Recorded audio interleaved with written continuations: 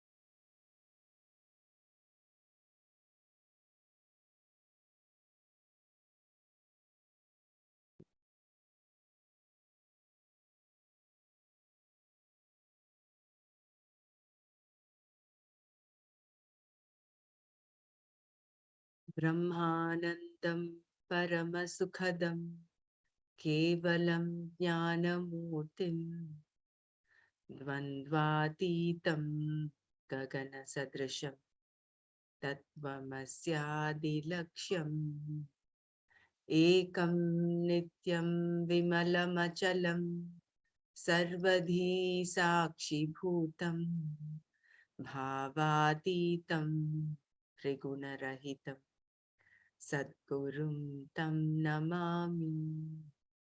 श्रुतिस्मृतिपुराणानाम् आलयं करुणालयं नमामि भगवत्पादं शङ्करं लोकशङ्करं शङ्करं शङ्कराचार्यं केशवं बादरायण सूत्रभाष्यकृतौ वन्दे भगवन्तौ पुनः पुनः। सदाशिवसमारम्भां शङ्कराचार्यमध्यमाम् अस्मदाचार्यपर्यन्तां वन्दे गुरुपरम्परा वन्दे गुरुपरम्परा। ॐ सहना भवतु सहनौ भुनक्तु सह वीर्यङ्करवावहै तेजस्विनावधीतमस्तु मा विद्विषावहै। ॐ शान्ति शान्ति शान्तिः।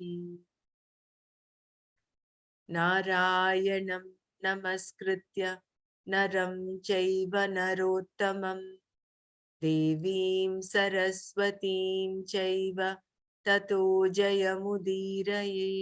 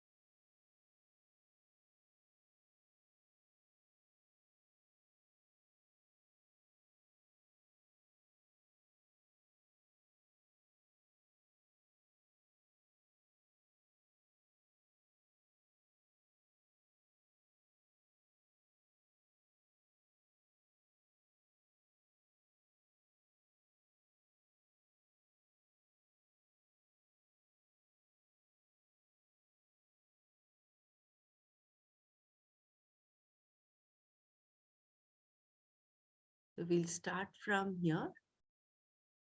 We'll just do verse 17 and then continue. Yat स्वात्मरतिरेव स्यात् आत्मतृप्तश्च मानवः आत्मन्येव च सन्तुष्टः तस्य कार्यं न विद्यते. Tu, whereas yaha manavaha, the person who atmaratihi eva, delights in the self alone, atmatriptaha cha, and is satisfied with the self, atmani eva, in the self alone, santushtaha cha, and is contented, syat, would be, tasya, for him, karyam, work to be done, na vidyate, does not exist. Whereas for the person who would delight in the self, who is satisfied with the self, contented in the self alone, there is nothing to be done. If karma has to be done in order to keep the cosmic wheel going, does everyone have to perform it? And since some people do gain moksha, does this mean that karma becomes the way to moksha after all, and jnana, knowledge, has nothing to do with it? Krishna had already said that karma yoga does not produce moksha directly. Therefore, he had to address this doubt here. If karma were the means for moksha, then everyone would have to do karma only as a yoga. But karma yoga is not the means for moksha, let alone the only means. It is the means for antahkarana shuddhi, purification of the mind. Jnana is the only means for moksha, meaning that there is no kartavya, there is nothing that has to be done. If knowledge is the means for moksha and the person gains that knowledge, then there is nothing else for him or her to do. There is no kartavya because the person is not bound by any karma, knowledge having destroyed the doer. Without the doer, no action is done. Knowledge destroys doership completely. If someone is addressed as a doer, who is that? Who is it that responds? Only a person who takes himself or herself to be a doer. The one who is not a doer is not addressed at all, and therefore, of course, does not respond. Whereas, in the present verse, is to distinguish the non-doer from the doer. Shankara calls the non-doer Sankhya here, meaning one who has self-knowledge, a sannyasi. Such a person is a sthita prajna, as we saw in chapter 2. For this person, there is no doubt, error, or vagueness with reference to I, the Atma. In order to become happy in oneself, with oneself, a person has to become steadfast in the knowledge of Atma. This is not possible for a person who looks upon Atma as a samsari, a limited, sorrowful, sinful person. The moment such a person thinks of himself or herself, he or she is unhappy because Atma is looked upon as a doer, an enjoyer, as one who has limited knowledge, an imperfect person, a sinner, and so on. Because he or she cannot be happy in the Atma, the person has to look towards something other than the self and must manipulate the world or the mind in order to gain even a small degree of happiness. An enjoyer, bhogi, manipulates the world, and a yogi manipulates the mind. A bhogi is one who looks upon the world as something to be enjoyed and who goes about manipulating situations, manipulating the world to create conducive situations wherein he or she can discover a moment of joy. The situation thus created pleases the person, but only for the time being, whereupon the process of manipulation must begin again. A yogi, on the other hand, is one who does not manipulate the world. Such a person is concerned only with his or her thoughts. contending that the pleasurable mental disposition picked up by the bhogi through manipulating the world can be created straight away in the mind. Thus, the yogi goes about manipulating the mind, whereas the bhogi goes about manipulating the world. There is yet another person, the rogi, who is so diseased that he or she cannot manipulate the world, much less the mind. Such a person cannot keep himself or herself in good humor because of the pain of illness, nor is he or she healthy enough to manipulate the world. Becoming is a problem. Yogic postures, asanas, breath control, pranayama, and so on all create a certain conducive situation wherein the yogi can pick up a moment of joy. The bhogi, of course, manipulates the world for enjoyment, and the rogi is unable to do anything in order to enjoy. The point here is that all three of them look upon the Atma as something that has to become something. This becoming creates a lot of problems. Any becoming is unbecoming because it always requires yet another becoming. Thus, becoming is nothing but continuous becoming. Before becoming, there are nothing but problems.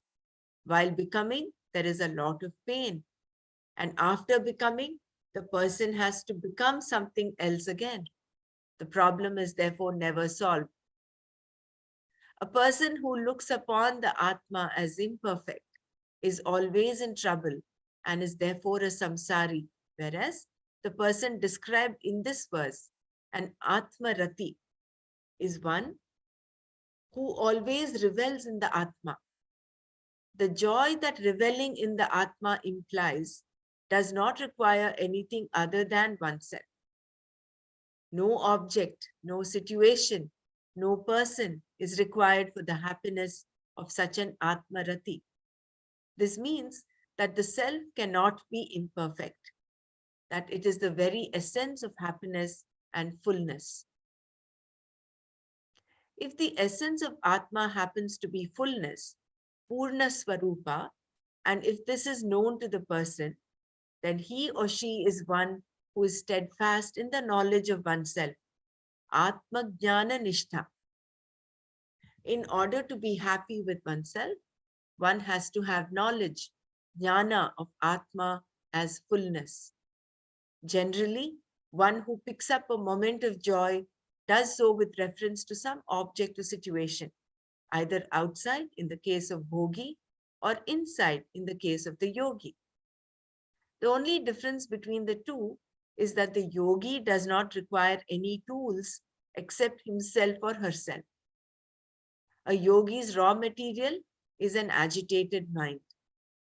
If this is there, yoga, which is a discipline, can be practiced. If the mind is not agitated, yoga is not required at all. Thus, the yogi's joy is also with reference to an object. The mind, even though it is not available to the senses. In order to be a person whose joy is in the Atma, one has to be awake to the Atma. The person who is steadfast in the knowledge of oneself, and Atma Jnana Nishtha, is one whose happiness is within oneself and not in internal or external objects. Krishna also described this person as Atma Tripta, one whose satisfaction is in oneself. Nothing more is required for a person to be satisfied. Everyone wants to be satisfied. This is not satisfying at all, we say. And then we continually seek situations that will satisfy us. And Atma Tripta, however, discovers joy in the Atma, in the self, and thereby satisfies himself or herself with the self alone. Generally, we satisfy ourselves with something else. But here, with the knowledge of the Atma, the person is satisfied with himself or herself. Happiness is with the self alone. People pick up a moment of happiness when an external object desirable to them is gained. Whereas for the Atma Jnana Nishtha, not being dependent on the gain of any external situations or objects, happiness is with the self alone. This means that such a person is free from any longing to be secure, to be happy, and is therefore a sarva karma sannyasi, a jnani, one who looks upon himself or herself not as a doer or an enjoyer, but as pure consciousness, that is Atma. For this person, there is no karma to be done. He is happy with himself. Atmani eva santushtaha. For a person who already has this knowledge, the Veda, with all its enticing words, is as useful as a well when the well itself is underwater. The wise are in no way enjoined by the Veda to do anything. This is an important point of clarification since the Veda prescribes daily and occasional rituals in such a way that people think there is no way for anyone to escape them.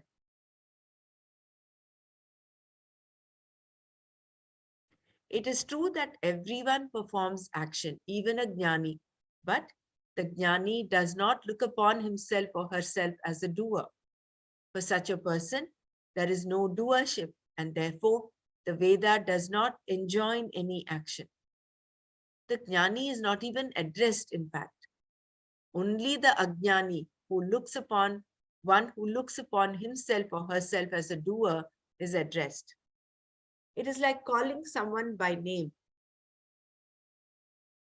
Rama, please come here. Only Rama will come. Krishna will not come, nor will John. Similarly, it is only the Ajnani, the doer, who is being addressed by the Veda. O doer, please perform this action. Only the person who looks upon himself or herself as a doer is bound by karma. Thus, karma yoga is not meant for a jnani, but for the ignorant, the ajnani alone. Karma yoga is enjoined for the ignorant because without it, you cannot acquire the knowledge. Thus, karma yoga becomes the indirect means for gaining the knowledge that is moksha. Here too a doubt may arise. If knowledge of the Atma can only be gained by an inquiry into the pramana that gives this knowledge, why should I bother about karma yoga? After all, karma yoga is not the means for knowledge. It is only the means for antakarna shuddhi. But can you inquire into the pramana and gain the knowledge if your mind is not prepared? The antakarna, the mind, is where the knowledge has to take place. Thus, preparing the mind is necessary and is accomplished by karma yoga. This is why Krishna kept telling Arjuna to perform action, karma kuru. And again, this is why he told him that both the lifestyles, karma yoga and sannyasa or jnana yoga, are meant for moksha.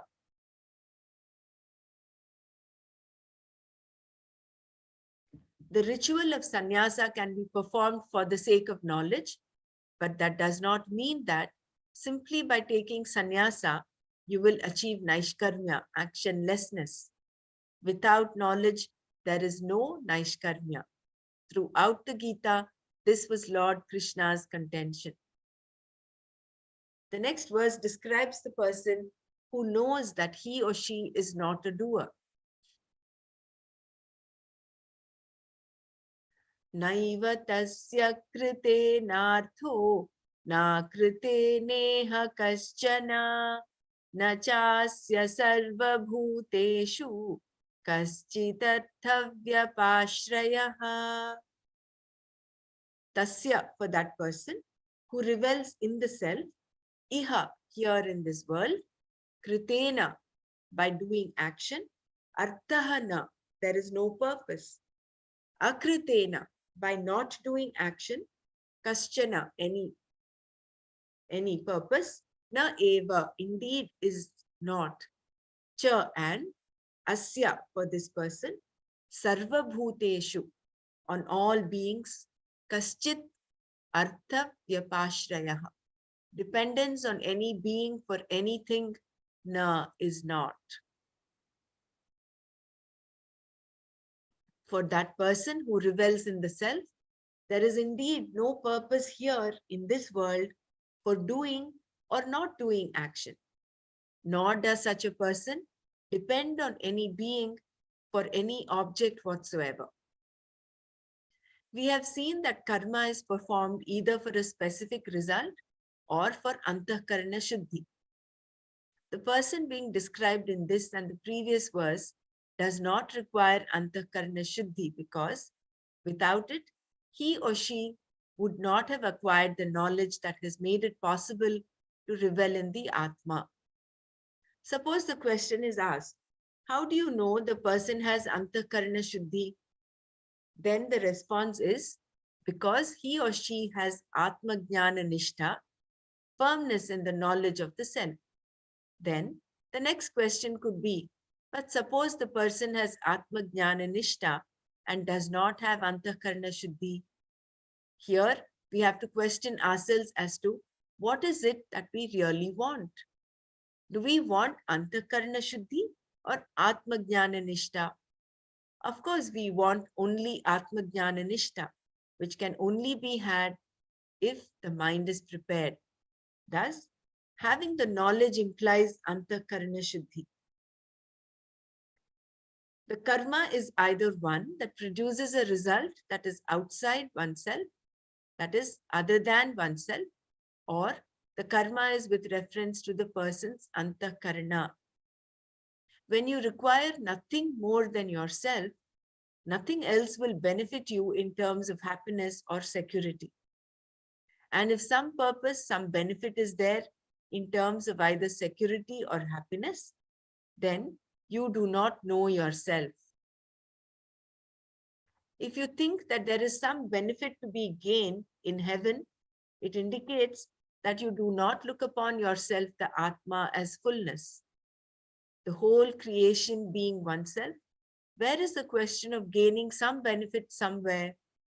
Therefore, for the wise person, no purpose is served by doing karma.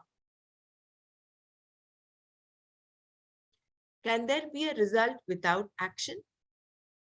There is another contention to be considered here.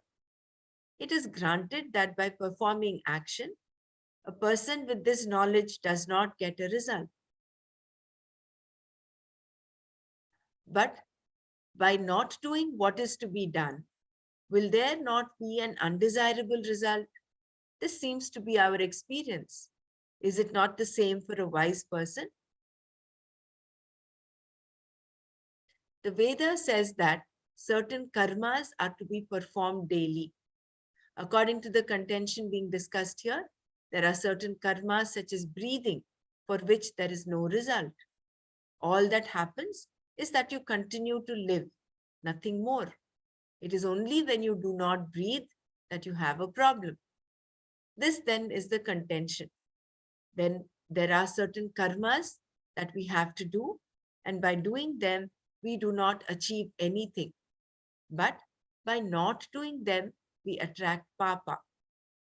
When you do not do the prayers, rituals, and duties which are to be done daily and occasionally, there is a problem.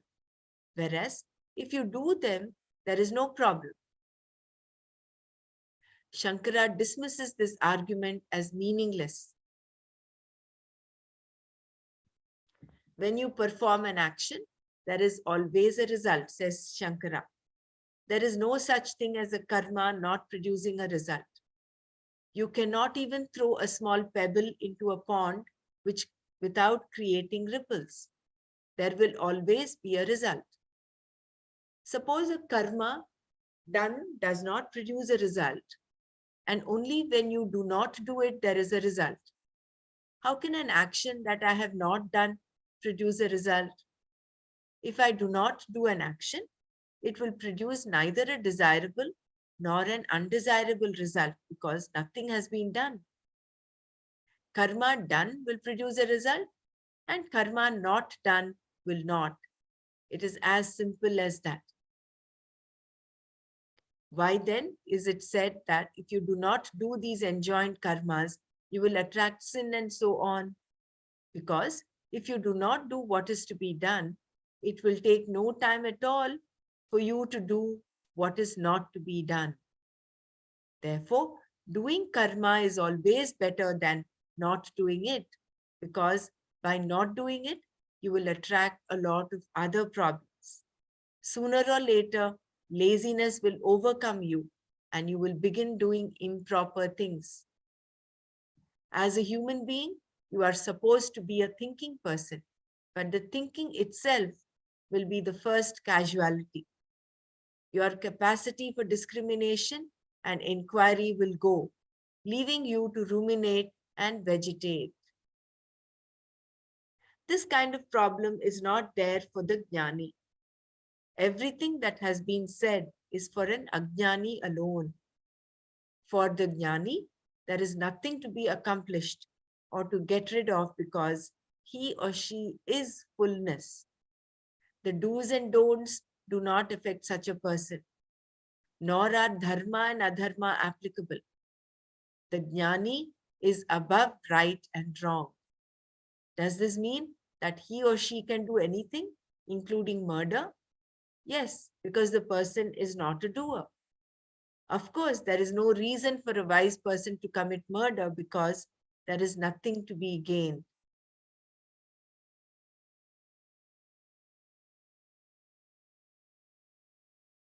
So here there is actually elements of Purva. The Purva Pakshi is coming in the previous few paras that were read, that they're bringing in the argument that because there is nothing to be gained by, only if you do a karma, you will get a result.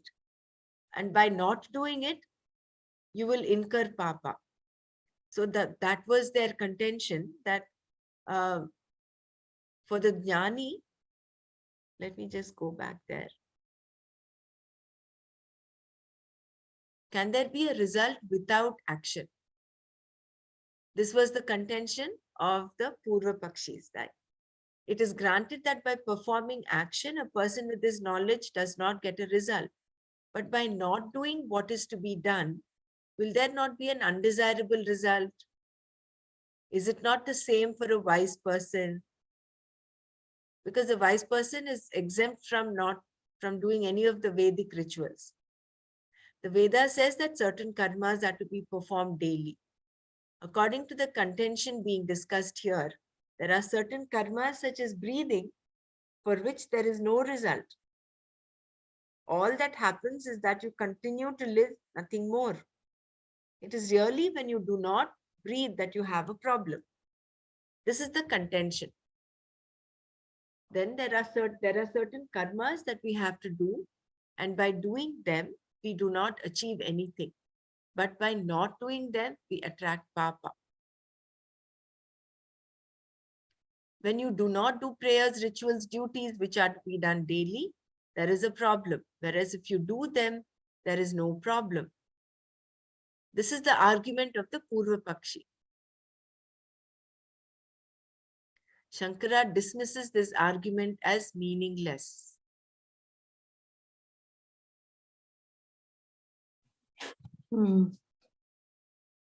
So he says the Nitya Karma is not something that you really have to do. No, he is not. Shankara is not refuting the fact that Nitya Karma has to be done by a Ajnani. Ajnani has to do. What he is talking of is the Jnani. The contention here is the Jnani. So for the Jnani, because he is exempt from not doing, from doing any of the Vedic rituals, the Nitya Naimitika Karma, is he not incurring sin is the question there. Because by not doing is the problem.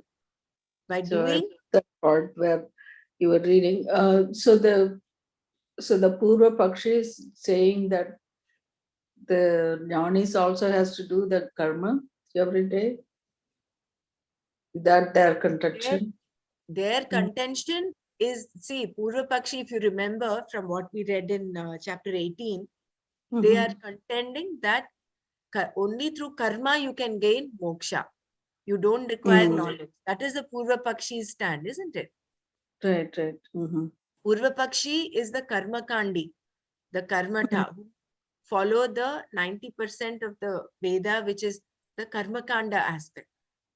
So for them, they say only by performing nitya naimitika karmas you can gain moksha, because you get rid of all your prarabdha because of that, and then you will ultimately gain moksha. There is nothing else to be done, is the contention of the Purva Pakshi. Whereas Shankara says that is not the case. If just by doing karma you gain moksha, what about the sanchita karma that is there? If you remember all those arguments, that counter arguments that we read in chapter 18. So that is what Shankara is refuting. He says when you perform an action, there is always a result. There is no such thing as a karma not producing a result. You cannot even throw a small pebble into a pond without creating ripples. There will always be a result. Suppose a karma done does not produce a result, and only when you do not do it, there is a result. How can an action that I have not done produce a result?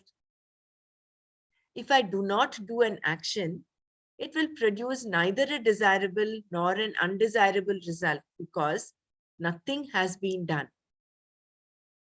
Karma done will produce a result, and karma not done will not. It is as simple as that.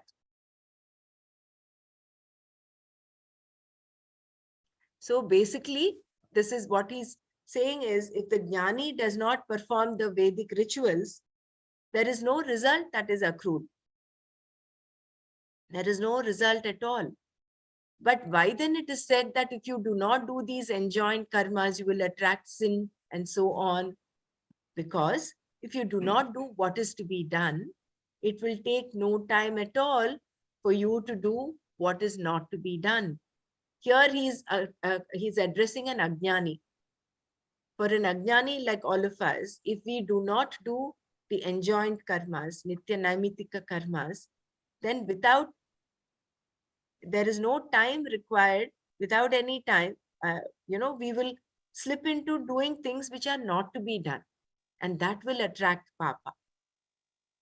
Therefore, doing karma is always better than not doing it, because by not doing it, you will attract a lot of other problems. See, by not doing it, you will not get any papa. But you don't just not do it, right? You don't just not do your nitya karma. Instead of doing nitya karma, you will attract doing a lot of things that are not to be done. Sooner or later, laziness will overcome you and you will begin doing improper things. As a human being, you are supposed to be a thinking person, but the thinking itself will be the first casualty.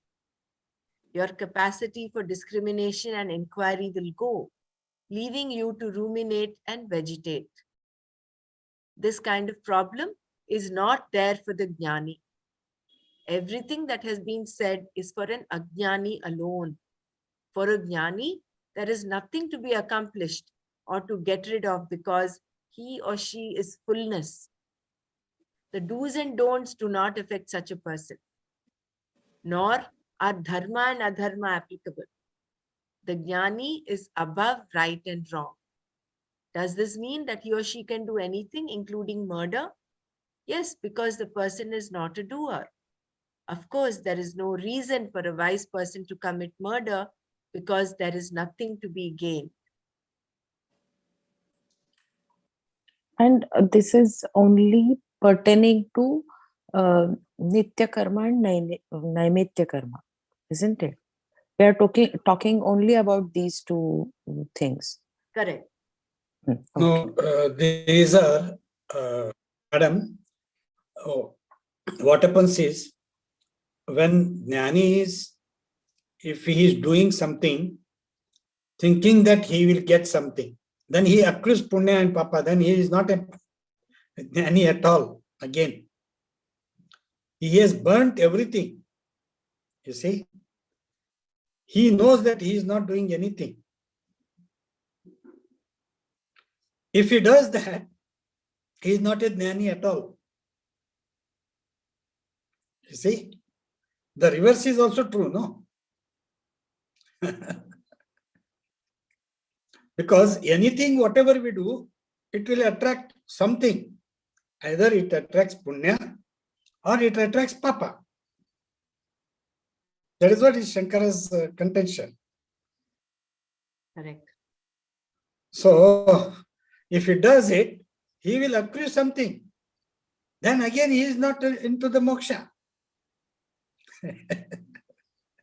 Moksha is, he has done everything almost. He has burned. It is like a, what you call burnt seed, you know. It doesn't produce anything. So he is, the reverse, you think of the reverse. The Jnani is burnt seed. So it doesn't produce anything. So he is not supposed to do anything. If he does, he will wait for the result. And again, No, Sureshji, Jnani also does. Jnani does not just sit like a statue, right? He also does yes, regular yes, actions, yes. but he does not accrue any, because there is that Any, Naishya, actionlessness. He's in that state of actionlessness, non-doership. He does not accrue papa or punya. He's above yes, that. yes, yes. He's That above is papa and punya, because he is fullness himself. There is, Purnamidam. yeah, he is Purna. That is nothing for him to gain Yeah. or lose. Whereas for an Ajnani, that is, for me, the clarity is why we have to do Nitya Naimitika karmas. It's so beautifully explained by Swamiji here. Is if you do not do your Nitya Naimitika karmas, this monkey mind that we have, see, there are three stages. One is someone who is doing Nitya Naimitika karmas. The second is not doing anything, not doing Nitya Naimitika karmas. Third stage is where you don't not do anything, you slip into doing things that are not to be done. Done. That is most important. It is very easy for you, if you're not doing your Nitya Naimitika karmas, to slip into the third stage where you start doing things which are not to be done. For instance, now a simple example, all of us are chanting the Bhagavad Gita every day, right? One chapter. And if you can broadly put it up, it is like a Nitya Karma that we have taken up. One chapter of Bhagavad Gita every day we chant. So in that time, are we doing, if we were not doing that one chapter, if we look at our lives before we started doing this regular one chapter reading, what would we be doing? We would either be maybe watching TV or maybe gossiping with someone or doing something else that would, not aid in our progress, isn't it? Doing what we are not to do. Yeah, doing So we will do what we are not to do not in to be that done. time. Isn't it? So now we can see that how even for that 15-20 minutes that we are chanting, our mind is towards doing something that is creating that cleanliness in our mind. As we are chanting, not only is the chant purifying us, it is that knowledge, that little bit of meaning is slowly getting unfolded. So some cleaning is happening inside of our antakarna. So that way, if we tag all the nitya karmas that we have to do, and that is why Swamiji keeps harping on this thing, do what you have to do. We're talking only of nitya naimitika karmas, but then there are so many other non-ritualistic actions that we do on a day-to-day basis, like cooking, cleaning, doing our jobs, going about looking after our children, taking care of society, doing some social work, all this, if you put together, all these, if you tag together as things that have to be done, that will help us um, in purifying ourselves little by little. Because if we were not doing what we have to do, we will be doing what we should not be doing. We will become Indira Rama. Instead of going towards Atma Rama, we will be engaging in the senses, like the bhogi, and then become a rogi. So this yogi aspect, that is why Krishna keeps telling Arjuna to become a yogi, a karma yogi bhava, karma kuru. Now it becomes clear, no? I think that sentence we have to write it. If we don't do what we are doing, Yeah, we will slip into doing what you should doing not what do, we don't want or should what not you have should been not done. do. That I think we should write it and slip it. I think we Yeah. have to be very mindful over here. They're talking only about Nitya Karma and Naimitya Karma. No other action they have been talking over here. That has to be very clear, I feel. Because see, if you think of other karmas, Mm, like you were saying, taking care of your house, mm. if you don't take care of it, that is not that is you are not doing anything, but that is producing some karma, right? You are not doing your duty.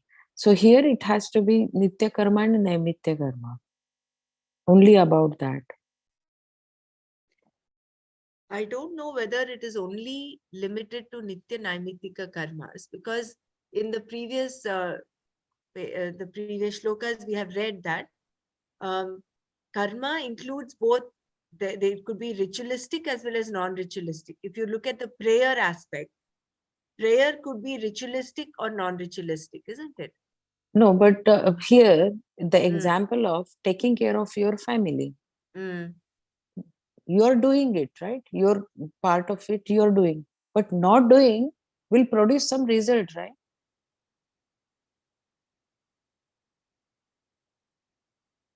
Or if there is some murder going on over there, if you don't intervene, if you are just sitting and watching, in your inaction will produce some result, isn't it? Or not taking care of your children, which is your duty, if you're not doing, that will produce some result. That's Yeah, why I'm that is feeling that more like a common sense, right? I mean, it's like, I no, think that's why karma I'm saying the means, karmas you know, here are I think no, but ritualistic. They're talking about the ritualistic things or nitya karma and nitya karma. Do they include our duties as well? yes, I I don't mean, think that's a so. swadharma, right? I mean, that's what they Yeah, saying. but in not doing Basic, the swadharma will not create mm, mm, any result. everything has its consequences. Every Yeah, small but thing here has, what they're saying, but by if you not don't doing do nitya it, I karma. mean, yeah, I mean, it's not going to make any big thing. I mean, if you didn't wash your dishes and it's sitting there for a few hours, it's not going to make any problem, except it look unsightful. But otherwise, you know, if it's not in a hurry to do it, and something else came up, unless, like Dr. Brahmara said, like you are watching TV or doing, like talking to somebody, unnecessary things and things like that, you know. So when you are mindful about those things, that's what not to be done. What is to be done has to be done every day.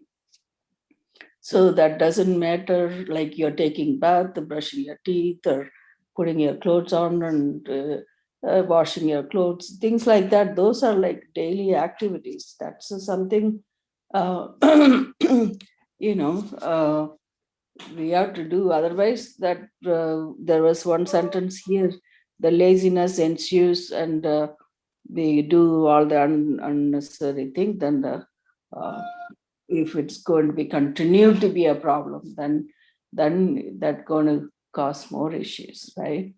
So I, I I don't know exactly. I kind of didn't follow the first couple of paragraphs, so or this sloka, so I'm not sure exactly. But then the later paragraph, they did talk about nitya and naitika karma. But generally, he says karma done will produce result. Karma not done will not. So that's what the Shankara statement saying.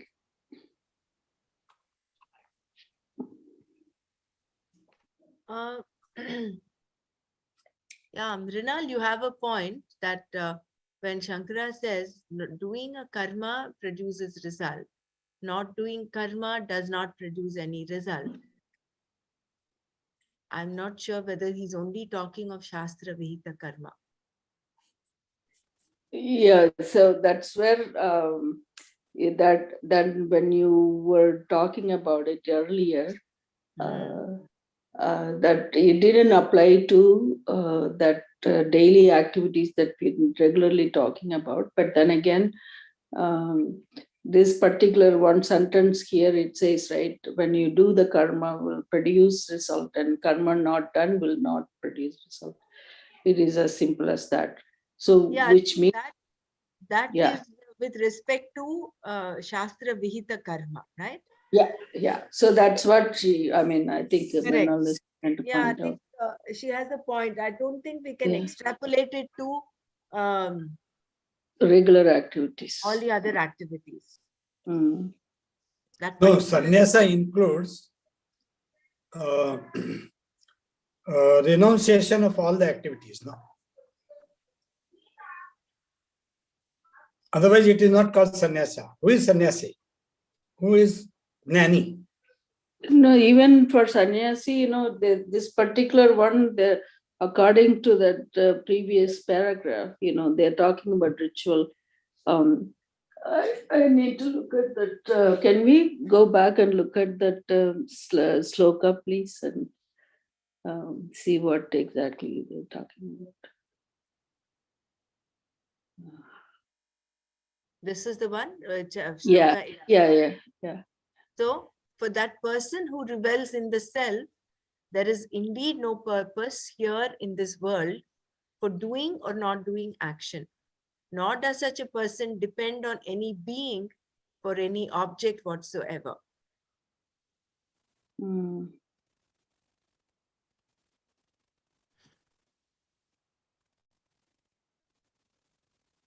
Yeah, I think we will have to clarify whether this, when Shankara takes the counter argument, saying that karma done produces results, karma not done does not produce results. Is this only pertaining to Shastra Vihita karma, to Nitya Naimitika karmas? Or does it include all the other worldly activities also that we do? Mm. That's a good point here. If I remember, maybe Rinal might be right that it is only pertaining to Nitya Naimitika karmas. Mm. This talked about Antakarna Shuddhi here, that Yeah, because of that which is is Mhm. we want Antakarna Shya. Suppose this question is asked, how do you know the person has Antakarna Shuddhi? Yeah, this is not what we wanted to know. 1 second. Yeah. This is all the Purva Pakshi's thing. Mm.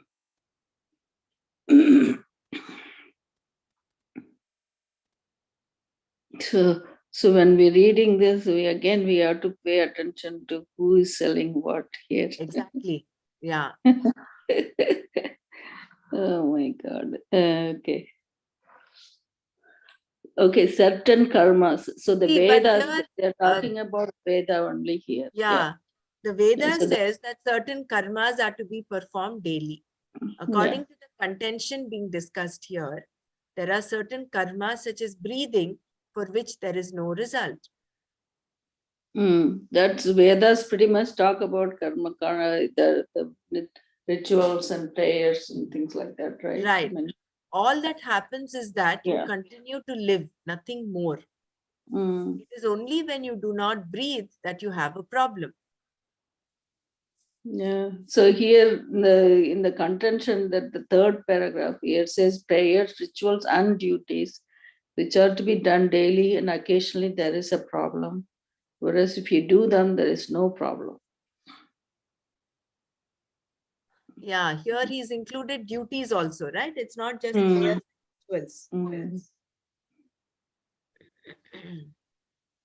Well, anyway. But that's a good point to introspect.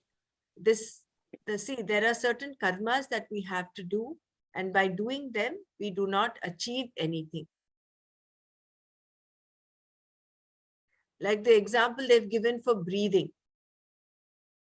But by not doing them, we attract papa. When you do not do the prayers, rituals, and duties, which are to be done daily and occasionally, there is a problem.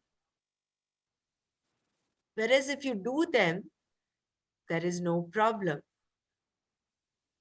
Shankara dismisses this argument as meaningless. Mm. But Rinal, when you talk about, let me just go, we'll do this one more time. When you perform an action, there is always a result. There is no such thing as a karma not producing a result. You cannot even throw a small pebble into a pond without creating ripples. There will always be a result. Suppose a karma done does not produce a result. And only when you do not do it, there is a result. How can an action that I have not done produce a result? If I do not do an action, it will produce neither a desirable nor an undesirable result, because he doesn't really point out to which karma it is. Basically, he says if you don't do it, you don't accrue any papa or something like that. If you do it, of course, there will be a result. Doesn't matter, it be a desirable or undesirable result, but there will be some result if you do a karma. And if you don't do it, you don't get any result. It won't produce any result. Yeah, that is true, right? I mean, if you don't do anything, you leave it alone. Like what her question is, if you're looking at something bad happening and you're not doing anything about it, then you're let things happen, right? I mean, so that was her question.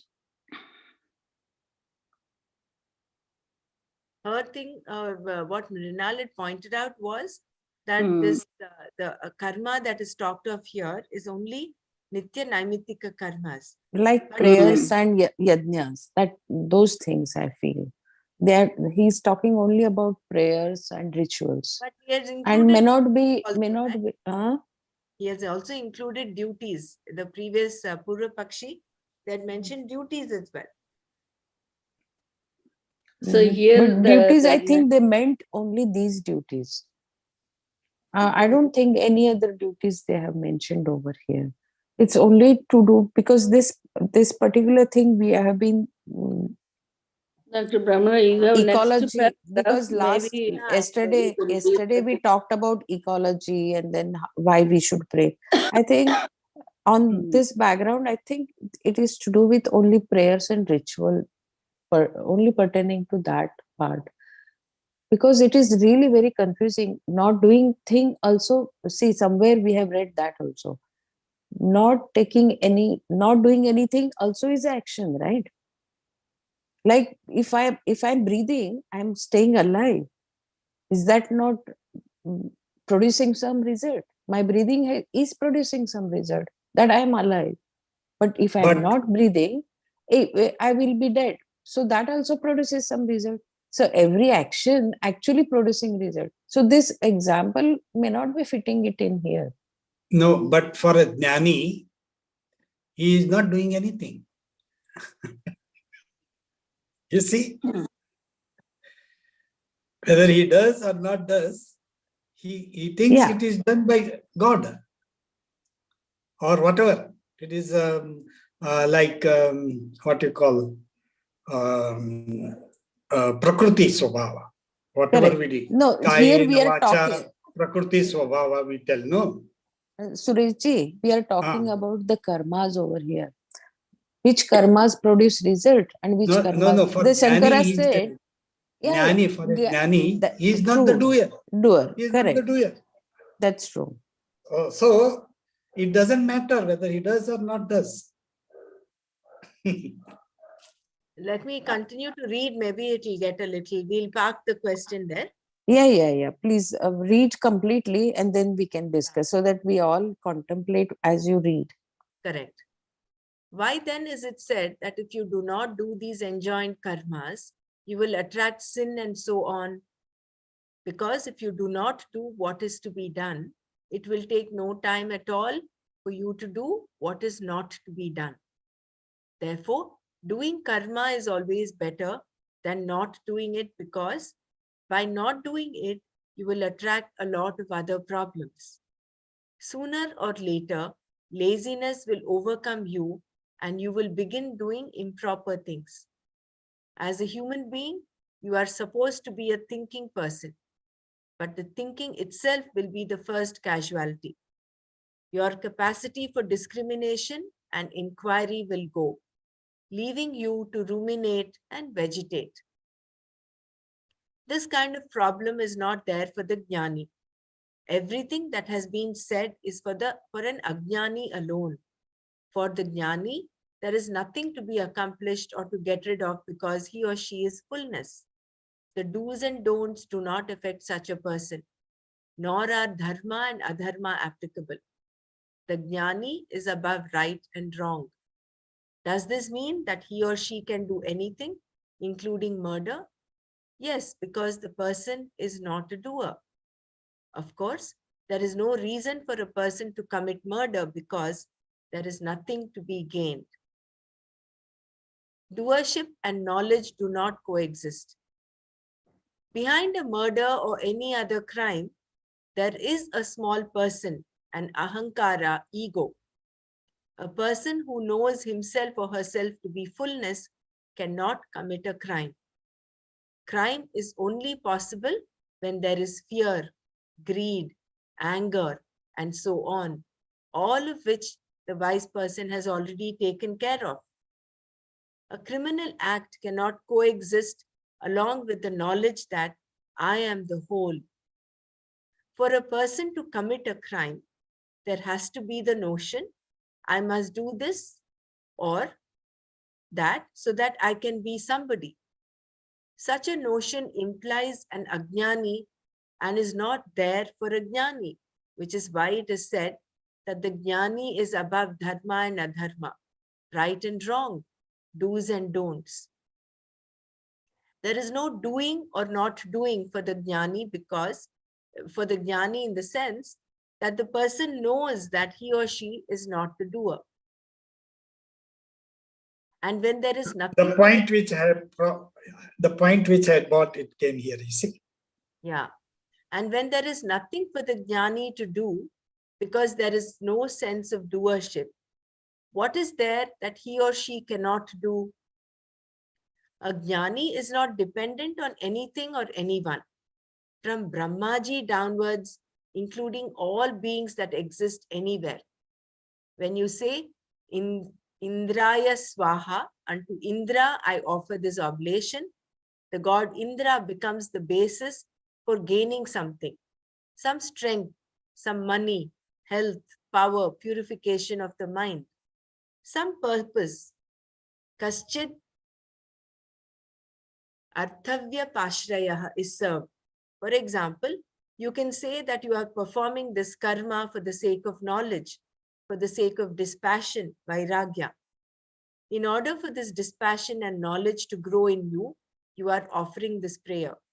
This is all well and good, but it is still Arthavya Pashrayaha. There is some devata to whom you offer the prayer. A petition may also be extended to Ishvara, to a devata, or to a local village official, the person to whom the petition is offered being the Arthavyapashraya. If I perform an action in order to accomplish something, then that because of which I perform the action also becomes Arthavyapashraya. But Krishna said there is no Arthavyapashraya whatsoever for a wise person.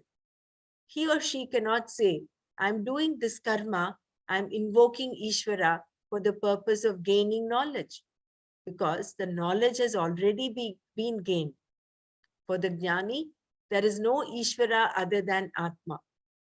All that is there is Ishvara alone, and that Ishvara has already done everything that is to be done.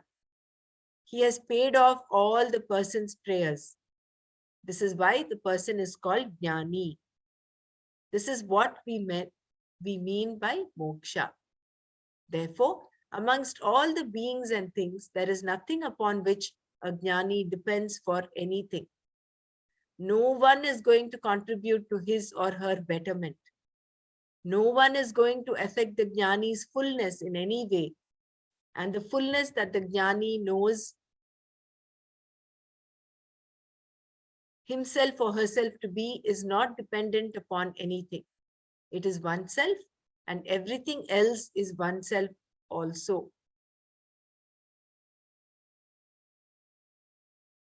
So this is all pertaining to Jnani, that who attains knowledge, then there is no karma to be performed.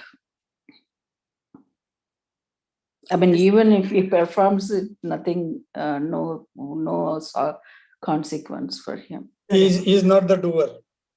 Yeah, he's Even not if the he doer. performs, he is not the doer. Yeah. Punya Papa come only when there is that question of doer. When the doer is not there, there is no Punya Papa. So whether he does not does doesn't matter. Therefore, he is above dharma, adharma, right, wrong. Jnani, otherwise a Siddha. A Siddha Purusha, these rules are different. You cannot apply all these rules of dharma, adharma with a Siddha or a Jnani. This Arthavya Pastraya, is that about the Artha Purushartha? Is that what it is? Not Purushartha, Arthavya Pashraya is for someone. It is No, for actual depending for something. Yeah. Depend on That for is anything. Arthavya. Okay. Arthavya Pashraya is dependence on any being for anything. Okay, so the Jnani doesn't have to be depending on anybody for anything. Anything. So that, He is full, right? Where is the question yeah, of he's right. So that's what this is like. Na is not Artha. So naiva tasya for that person. Naiva tasya krite nartho na krite neha kaschana na chasya sarva bhuteshu kaschitarthavya pashrayah. Sarva bhuteshu, on all beings. So for this person for that person who rebels in the self, there is indeed no purpose here in this world for doing or not doing action. Nor does such a person depend on any being, Sarva Bhuteshu and Arthavya Pashraya, for any object whatsoever. That makes sense. So we are all banging our head for other things, but this is all it is. But Mrinal, I've written down the question. We'll get some clarification from Nana about that. Okay. Sure. So the Yeah, that question was in relation with Karma Yogi, not the Jnani, right? Correct. Of course, we are not talking of Jnani at all over there. It is with respect to karma, and whether the karma that is talked of here particularly is whether it is Nitya Naimitika karma or all our other worldly duties. No, but what we had discussed here is only for the Jnani. Means for Ajnani, we need all that. But for Jnani, it doesn't need, because he doesn't depend on anything. He just depends on the Atma. And that Atma doesn't do anything. Simple as that. So, if we are a Jnani, all these are not needed. We are not to think that way. When you become Jnani, it doesn't matter whether you do or not do. It is that way, not the other way around. When you go other way around, you think that, oh, for Jnani, it doesn't do anything. So really simple. It is all for Jnani, whatever we discussed. Remember, so this sloka, like the one we did is 18, right? And the one before that 17, that pretty much also talks about Jnani, right? Yeah. Yeah. We are So talking that, about Jnani. yeah, so that's probably the continuation of that sloka to 17 and 18, Correct. probably. So that's why they were talking about all that. Excuse me, sorry. Tasmadasakta satatam karyam karma samachara asakto hyacharan karma paramapnoti purushaha. Tasmat, therefore, asaktaha, without attachment, satatam, always, karyam, what is to be done, karma, action, samachara, perform well. He, because asaktaha, without attachment, karma, action, acharan, performing, purushaha, person, param, the highest, apnoti, attains. Therefore, always perform well the action that is to be done without attachment, because by performing action without attachment, a person attains the highest. Given what has gone before, what does the first word of this verse therefore mean? Krishna has just said that for the wise, there is no karma to be done. And that by doing karma or not doing it, nothing is gained and nothing is lost. Why then was Krishna now talking about performing action? Arjuna had expected him to say, therefore, Arjuna, do not do anything. But could Krishna really have said such a thing? No. It is true that he had already established that knowledge could not be gained by doing or not doing action. Pursue knowledge, Krishna said, but then what is to be done? Please do it. This seemingly contradictory statement was based on the fact that if knowledge is already there, there is nothing for you to do. But until that knowledge takes place, do whatever is to be done by you. The word therefore is connected to the topic ending with the 19th verse. The what is it in for me attitude. In this verse, Krishna also reminded Arjuna that karma, that is not yoga, binds the person.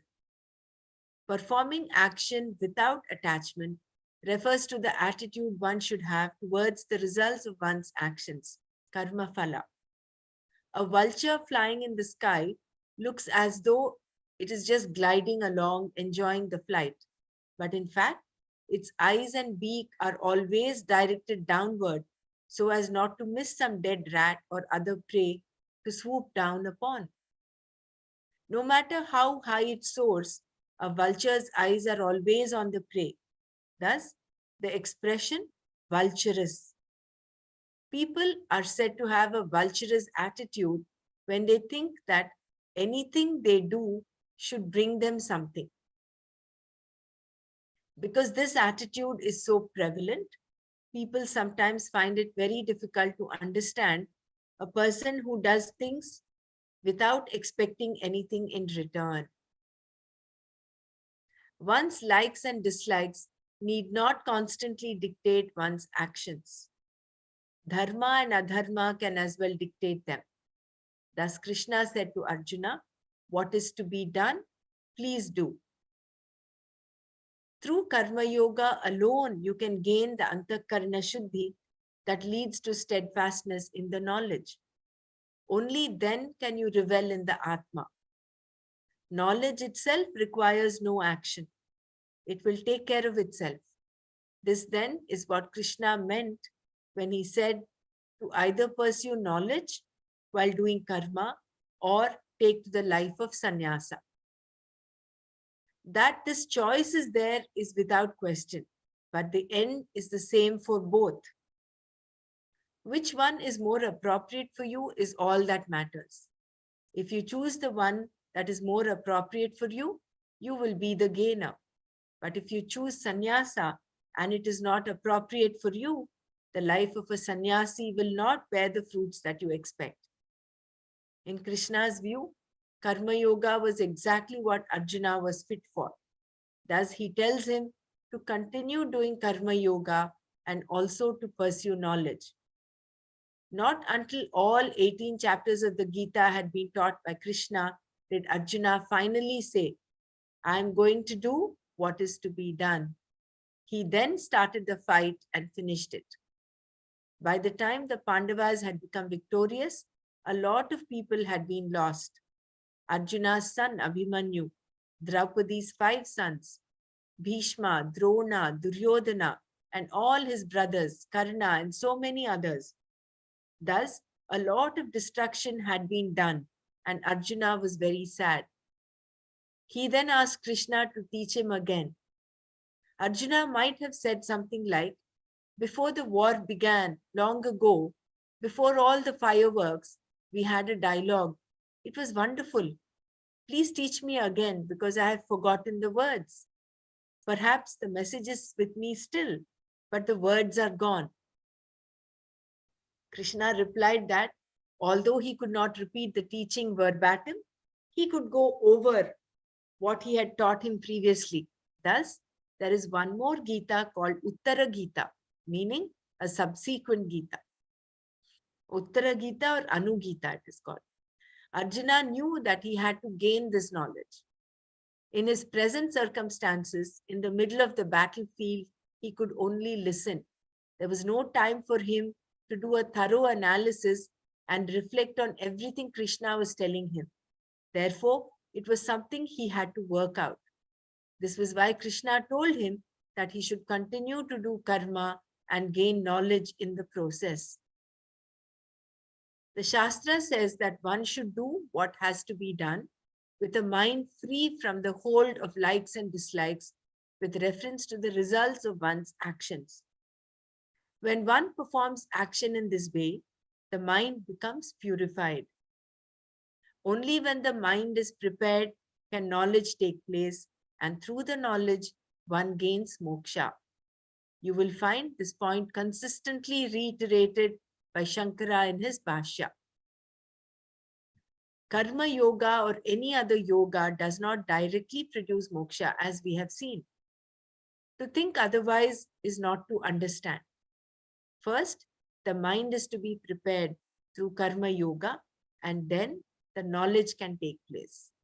There is an order here, and it is this order that Krishna was describing in this verse. And then he continued.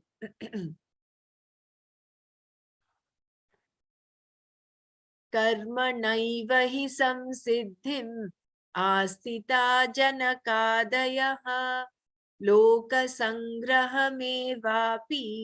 सम्पश्यन् कर्तुमर्हसि. He indeed, Janakadayah, Janaka and others, Karmana eva, by action alone, Samsiddhim, liberation, Astitaha, gained, Api also, Loka Sangraham, of protecting the people from falling into unbecoming ways, eva, merely, Sampashyan, seeing the desirability, Kartum, to perform action, Arhasi, ought to. Indeed, by action alone, Janaka and others gained liberation. Also, by merely seeing the desirability of protecting the people from falling into unbecoming ways, you ought to perform action. Krishna did not say that karma is to be done by everyone. Karma yoga is meant for a person who is a mumukshu, who is desirous of the knowledge that is liberation. For a jnani, one who already has the knowledge, there is no karma to be done. Kartavyam nasti, because there is no doer. The absence of doership is purely in terms of knowledge. The jnani knows that he or she is not the doer or enjoyer of any action. Knowing this, a wise person is not bound by any karma, nor is he or she enjoined to do any karma, even by the Veda. Only a mumukshu has to do karma, as does the aviveki, one who is only interested in fulfilling his or her raga dveshas. It goes without saying that an aviveki, a person whose likes and dislikes have to be fulfilled, has no choice. Karma definitely has to be done by such a person. And while performing action, he or she has to follow dharma and adharma, right and wrong. Otherwise, the results of the person's action will be something undesirable, if not immediately, certainly later.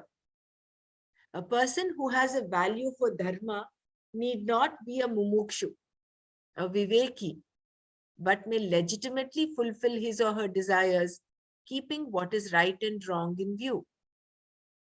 A mumukshu also does karma, but not always to fulfill his or her likes and dislikes. More often than not, such a person does karma simply in order to do what is to be done in a given situation. And if the person does perform action in order to fulfill his or her likes and dislikes, the action is performed and the results of the action, whatever they may be, are taken as prasada, gifts from the Lord. Here in this verse, Krishna provided further arguments for the performance of karma. People who have really given up everything to pursue this knowledge enjoy a certain disposition that, according to the Shastra, is not gained accidentally. They have earned it by performing karma with the proper attitude. Thus, karma yoga precedes antakarana shuddhi, purification of the mind, which in turn precedes jnana, knowledge. This order is the context for the present verse. Janaka and others like him, Ashwapati for instance, are mentioned in the Shruti. They were all kings and householders. They had offices to keep and were very busy with a variety of activities which were kartavyam karma, to be done karmas. They were also considered to be wise men who had gained some siddhi, another word for moksha, liberation. They had discovered freedom by living a life of karma, a life of activity. The wise need not give up activity. Even though considered by the Shruti to be wise men and scholars also, Janaka and the others were not renunciates. They were householders. They acquired wisdom without giving up karma. Thus, it is very clear that performing karma is not against moksha, even though it cannot produce moksha. Only knowledge can be said to produce moksha, moksha being an already accomplished fact. In other words, Atma, oneself, is already liberated, mukta, and knowledge alone makes us recognize this fact. And to prepare the mind for this recognition, there are a lot of means that one can use. This then is the reason for saying that there is nothing equal to knowledge for gaining liberation. The use of the words produce and make here must be properly understood. Because knowledge is always true to a fact. It cannot make or produce anything unless there is a fact. Knowledge of the object pot will only be equal to what is there, a pot. If the pot is a clay pot, it is a clay pot, not a brass pot. By knowledge, you cannot change the nature of the pot. You can only understand its nature. This is the very meaning of knowledge. Moksha is always for oneself, It is not for anyone else. And because the self is already mukta, moksha is always for oneself. It is not for anyone else. And because the self is already mukta, moksha can only be gained by knowledge of the fact the self is liberated. Moksha is already accomplished in the self, and one can gain this knowledge without giving up karma, as Janaka and others like him did.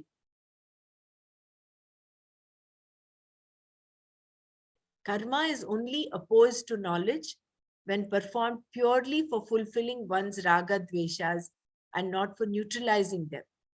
Such karma is without any doubt binding in nature. This, however, is not the karma that Krishna was referring to here. He was talking about karma that is to be undertaken by oneself with an attitude of karma yoga. This karma is a yoga whereby you gain the kind of mind necessary for the knowledge to take place.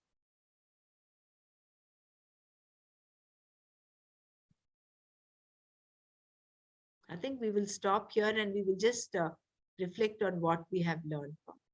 Otherwise, we might just miss on reflecting. So we stop here, 4:57. Yeah. Anyone wants to share their takeaways and add something?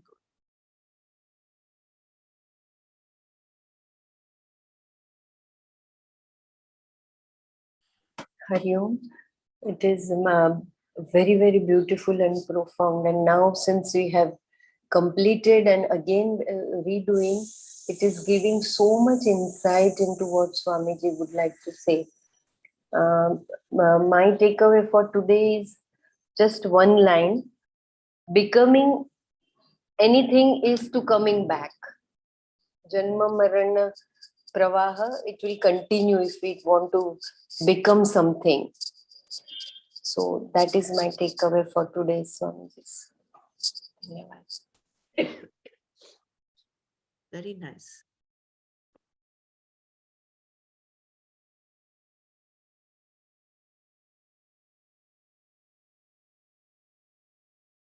For me today, that if we don't do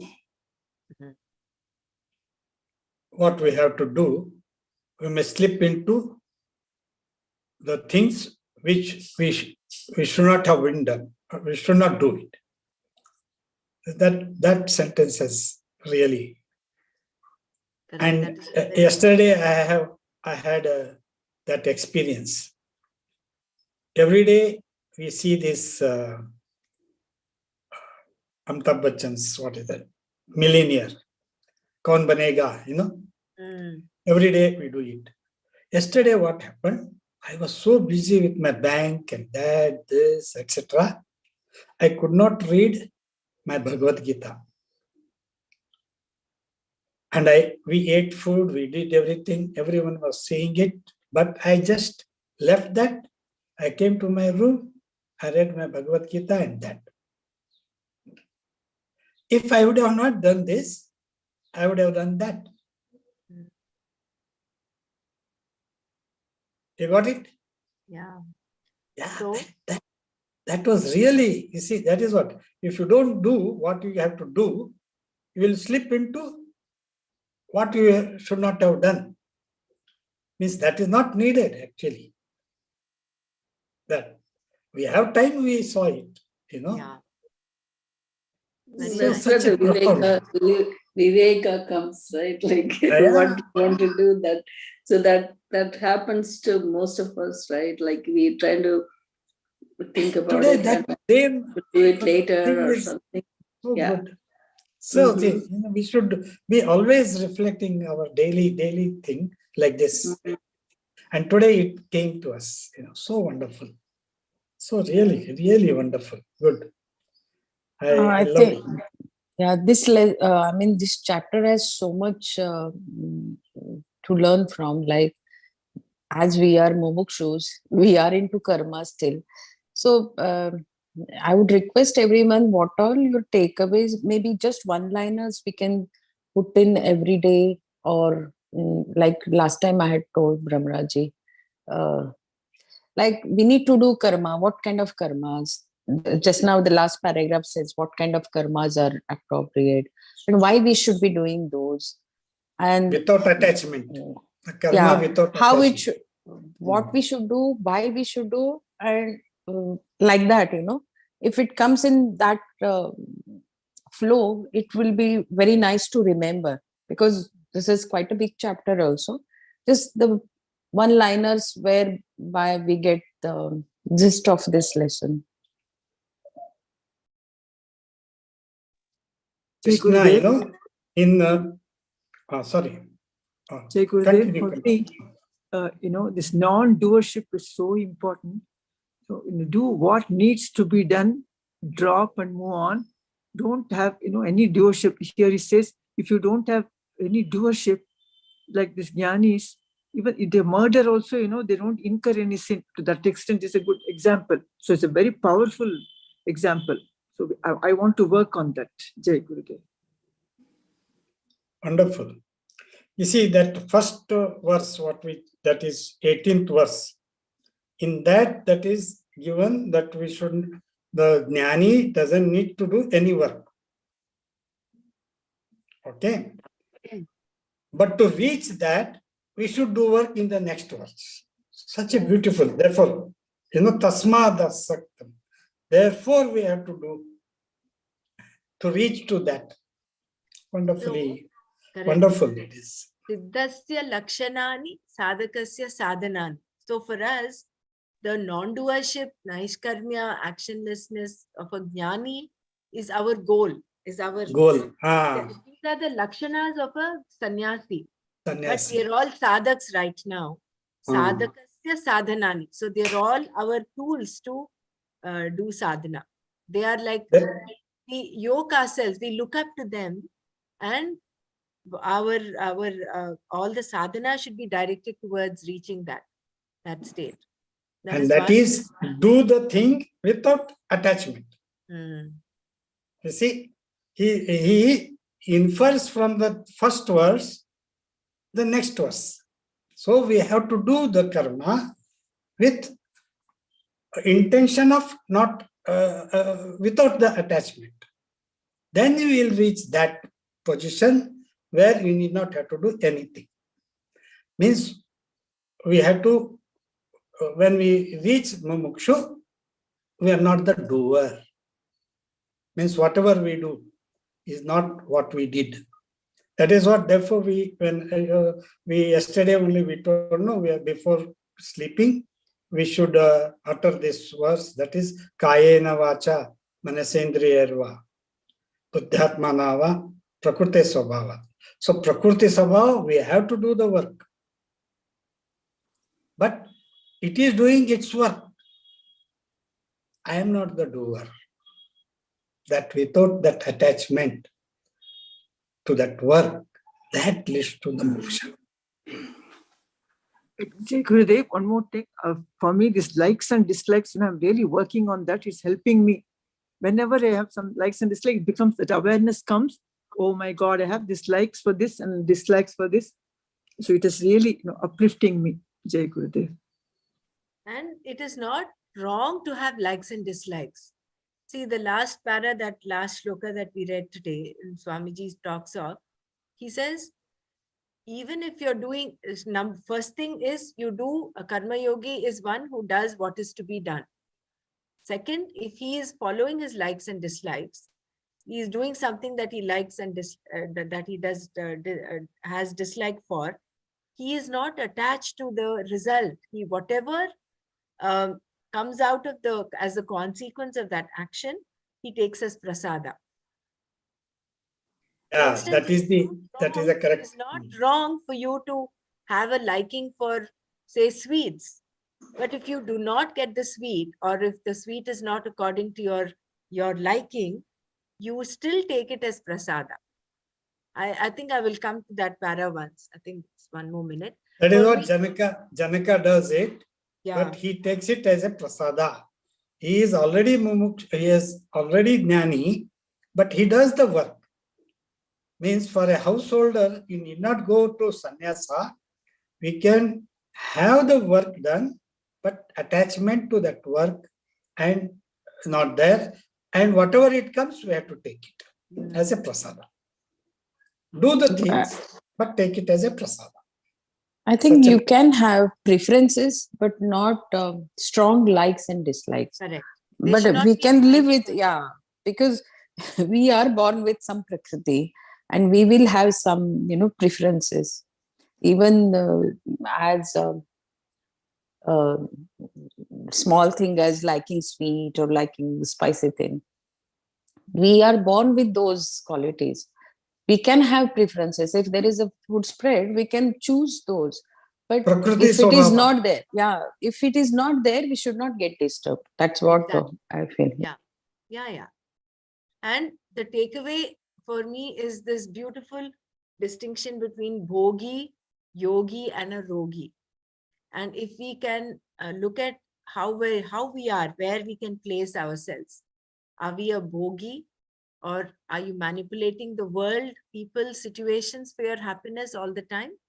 Or are you a yogi? You're manipulating your mind. You're only, you're doing that internal manana is happening, that manthan is happening inside of you. As against a rogi. A rogi is so preoccupied with his disease and he's so ill that he's not even there to manipulate the world for happiness. So there are three different distinctions, and it's a good time for us to slot ourselves where we are. And ultimately we should even move from being a yogi, because even he is still using these tools and things like pranayama, yoga, all these are sadhana tools for him to gain that happiness. He's dependent on that. He's dependent on his mind for that. Ultimately, to reach the state of jnani where even that is lost, even that is given up. There's no dependence at all on anything. He's just happy by himself, with himself. Yeah. So Kartavya that, Pasya. Yeah. like Manal asking what karma to be done, we can focus on this antakarna shuddhi, right? Like trying to do this pranayama and what did they Kriya. say? Kriya and meditation, that maybe, I wasn't doing it regularly, but that's something I like to, focus on and hopefully, get that on a regular basis. That's to See, start. I have our to. journey starts like a bogie only. Everyone. Yeah. Okay. Something or other. We should not tend it to rogi, but we should go it to yogi. Mhm. That's right. So when you try to focus on that, first thing is, Too much bhoga will tend to rogi. right. So we have to not be attached to it, then it comes to yogi. Right. So you have to attain that yogic state. So that's a focus. And Yeah, that indriyama, so that eventually that you will get the control over senses once you control the mind. So that's the bottom line is controlling the mind. When you become yogi, you will become upayogi. From upayogi, you becomes yogi. Yeah, yesterday I kind of, in the evening I attempted to drink some coffee, but I said no, you have to, use that vairagya. So like, okay, drink some water, hot water or something. So I was at least cancel that one time. So hopefully I'll continue to do that, trying to you work will on it. win over the sense. See, the whole purpose there is to win over your senses, right? Going towards, you're dependent, your attavya pashraya, your not You're attavya, dependent, yeah. dependent on coffee for that pleasure. Yeah. So with or without coffee, you can still be happy. Yeah, so that's Then something. Yeah. and to work Very on it. Yeah. Mhm. good. Yeah. Yesterday you won over your mind. Today you can celebrate with one cup of coffee. Yeah. So at least trying to limit one cup only. Hopefully, eventually I'll come up that as well to hope You that will, that's no doubt about it. Yeah. No, when you leave everything, you see the Yeah. confidence what you will have. Yeah. Mhm. I Yeah. left it in 1998, all the things. Completely. You Good for get you. so much power, empowered by yourself. You will Mm. be reaching wonderful heights. Yeah, that would be nice. So we'll wind up here. We Mhm. this what is uh, it in it what is in it for me attitude we will actually do tomorrow, because I think Okay. we will have to focus on this a little bit, because this Yeah. is how we have been living all our lives. Mm, What is there in it for me? It yeah. is that. So we'll look at this and then we'll continue from tomorrow. Okay. Anything you want to say, Mrinal? Yeah, just yesterday we were talking about Brahma, Brahman, right? I just realized that Vedas were called Brahma because Brahma creates, and the Vedas also create karma. That's why it was called Brahma. Mm. And one more thing, like instead of studying the Brahmanda, the world around, you study Atma. That is that the last paragraph was saying something like that, right? You study yourself, that is enough. That is Yat Pinde Tat Brahmande. So whatever is there in you is also all around you. So just studying your Atma itself is enough. That was the last. Yesterday I was just thinking about it and Yeah. thought to sharing Nice. it. Nice. Thank you, so nice. Om Loka Samasta Sukhino Bhavantu. Om Shanti Shanti Shanti. Om Tat Sat Shri Krishna Arpanamastu. Jai Gurudev. Jai Gurudev. Jai Gurudev. Dhanyavad everybody.